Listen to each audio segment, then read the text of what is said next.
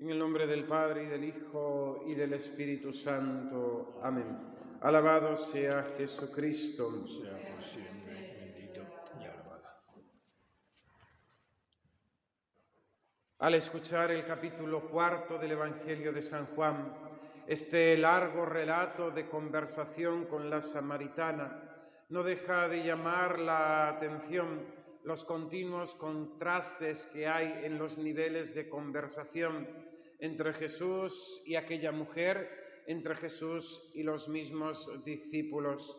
Tanto aquella mujer como los discípulos están meramente en un plano, vamos a decir, mundano, en un plano material de aquí abajo, que si el agua, que si la comida, que si que hablas, y nuestro Señor Jesucristo está en un plano espiritual manifiestamente revelador de quién es Él, su persona, y qué ha venido a hacer a este mundo. Finalmente, es la confesión de los samaritanos. Ya no creemos por el testimonio de tus palabras, sino que nosotros mismos lo hemos oído, lo hemos escuchado y confesamos que Él es el Salvador del mundo. Quisiera que nos fijásemos en esta mañana en el hecho de esta conversación de Jesús. Qué bueno es conversar con Jesús. Y esto no es otra cosa que la oración. A la oración venimos a conversar con Jesús. La definición clásica de oración es la elevación de la mente a Dios nuestro Señor para pedirle bienes. No es otra cosa, es conversar con aquel que se ha acercado a nosotros. Así lo hizo ya en el jardín del Edén. Por las tardes, a la hora de la brisa, nuestro Señor salía al encuentro del hombre.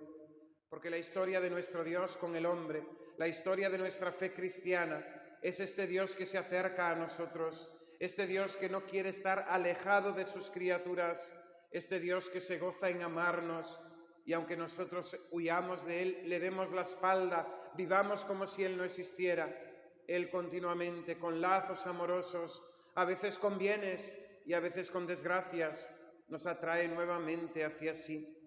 Los frutos de la conversación con Jesús, o algunos de ellos los podemos ver en esta mujer, los frutos de la oración, el conocimiento de Dios. Jesús se le revela como el Mesías: soy yo el que está hablando contigo. Sabemos que va a venir el Mesías, cuando Él venga nos lo explicará todo. Soy yo el que está hablando contigo, le contesta Jesús. A través de la oración conocemos a Dios y adquirimos ese conocimiento interior, ilustrados por las verdades de nuestra fe, pero que nos llevan a una aprehensión más grande de esas verdades, a una comprensión mayor. Conoceremos también cómo a Dios nuestro Señor se le adora en espíritu y en verdad, pues ya no está el culto en realizar cosas externas al margen de nuestra interioridad, sino que lo que Dios quiere es un corazón contrito y humillado, como dice el rey David en su salmo Miserere, un corazón quebrantado y humillado, tú no lo desprecias, oh Dios. Y con esa disposición del corazón es como podemos ofrecer el culto agradable a Dios nuestro Señor, aquel que el mismo Cristo instituyó, ya no en un monte, ni en otro, ni en el templo, ni en otro lugar, sino cada vez que la Santa Iglesia, por medio de uno de sus sacerdotes, celebra y renueva el sacrificio de la cruz, oblación perfecta al Padre, sacrificio realizado de una vez para siempre, que se actualiza para el perdón de nuestros pecados. Aquella mujer, a través de la conversación con Jesús, conoce su pecado. Había tenido 5 maridos y el que tenía ahora no era su marido.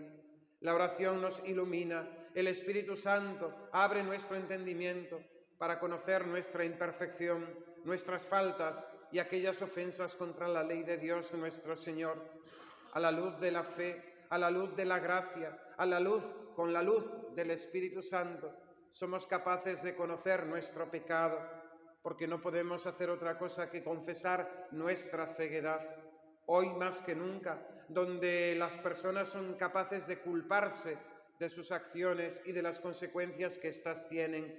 Hoy que nuestra sociedad vive totalmente ensoberbecida, pensando que todo lo que hace, realiza, piensa y proyecta es correcto y está bien, simplemente porque lo piensa o lo quiere, ya está bien, es el único criterio. Ayer leía una noticia que me asombraba. como un sacerdote admitía que comprendía que los padres no querían que sus hijos que se estaban preparando para la primera comunión se confesasen, para que no tuvieran sentimientos de culpabilidad. Era mejor hacer un proceso de crecimiento con ellos para que diesen cuenta de esa maduración necesaria, de esa corrección de ciertas faltas, pero que no tuviesen sentimientos de culpabilidad. No podemos confesarnos delante de Dios más que de culpables. Lo hacemos cada vez que comienza la Santa Misa, acusándonos y llamándonos pecadores. Confiteor Deo omnipotente, yo confieso ante Dios Todopoderoso y ante los ángeles y santos del cielo y ante vosotros, hermanos, que he pecado mucho de pensamiento, palabra, obra y omisión. El que dice no tener pecado es un embustero. El que piensa que no tiene pecados es un ciego. Aquel que no reconoce sus faltas es digno de lástima, porque en definitiva vive en la propia vanidad y en la propia oscuridad. Aquella mujer, fruto de la conversación con Jesús y de la oración con Él, acaba convirtiéndose en apóstol testigo del mismo Mesías, del mismo Hijo de Dios. Y dejando su cántaro, corre a la ciudad a anunciar que ha encontrado a un hombre que le ha dicho todo lo que ella había hecho en su pasado, que le había hecho conocer su pecado, pero que le había dado también la oportunidad de la gracia y de la misericordia, del perdón, de la fe en Dios nuestro Señor. Y así aquella mujer que andaba buscando en el pozo un agua que saciase su felicidad, mediante la satisfacción de las necesidades materiales, acaba encontrando aquella roca viva que abrió Moisés en el desierto, como hemos escuchado en la epístola, que emana agua hasta la vida eterna y que es la única capaz de colmar la sed de felicidad, de eternidad, de plenitud, de gracia que el hombre tiene en su corazón. Pues este corazón que Dios nos ha creado es más amplio que todo lo creado. Este corazón tiene unas ansias, unos deseos que solamente Dios, su Creador, puede saciar y que ninguna criatura, ni todas juntas, pueden llenar satisfactoriamente. Imitemos el ejemplo de esta mujer samaritana y aprovechemos y conversemos mucho con nuestro Jesús. Él está aquí, se ha sentado en el pozo de su sagrario y está esperando con sed a que las almas vengan. Podemos quizás engañarnos o dejarnos mover por esa petición de Jesús: dame agua, pensando que es Jesús el que necesita de nosotros. Y así, cautivados por esta llamada del Señor, venir a visitarle.